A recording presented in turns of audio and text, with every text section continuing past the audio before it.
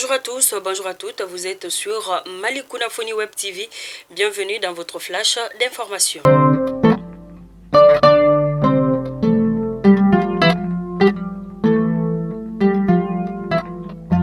18 otages, dont 17 militaires et un civil libérés au Mali, a annoncé vendredi dernier la présidence sur son compte Twitter. Il faut rappeler que certains d'entre eux étaient retenus en captivité depuis 2019. Les otages ont été reçus au palais présidentiel de Koulouba par le président de la transition malien, colonel Assimi Goïta, en présence du premier ministre et des membres du gouvernement, ainsi que la hiérarchie militaire de notre pays. Ainsi, nous souhaitons bon retour à nos frères.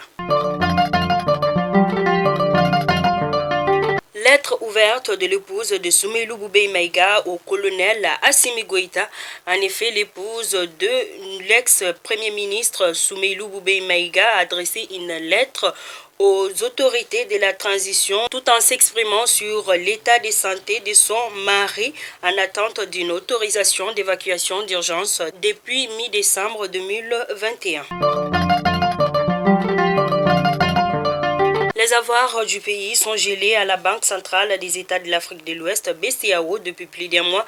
Des économistes rassurent que le pays pourra faire face à la situation si elle perdurait. Notre État annonce une mobilisation de près de 6 milliards de francs CFA pour l'alimentation scolaire cette année.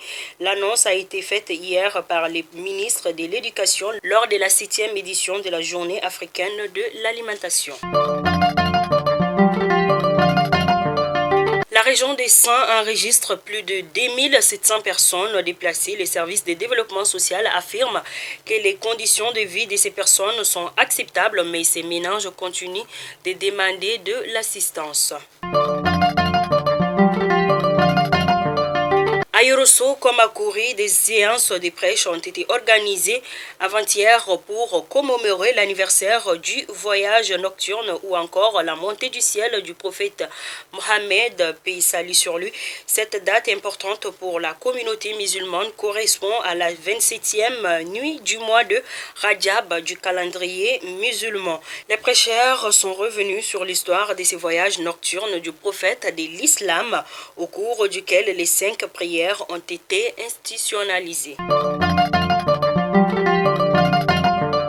Le premier convoi de 53 camions remorques transportant 1600 tonnes de coton-fibre a franchi la frontière Mali-Mauritanie à partir de Gongui, cercle de Nioro. C'était lundi 28 février 2022. L'évacuation de la fibre de coton par le corridor Bamako-Nouakchott a été initiée par la compagnie malienne de développement des textiles CMDT.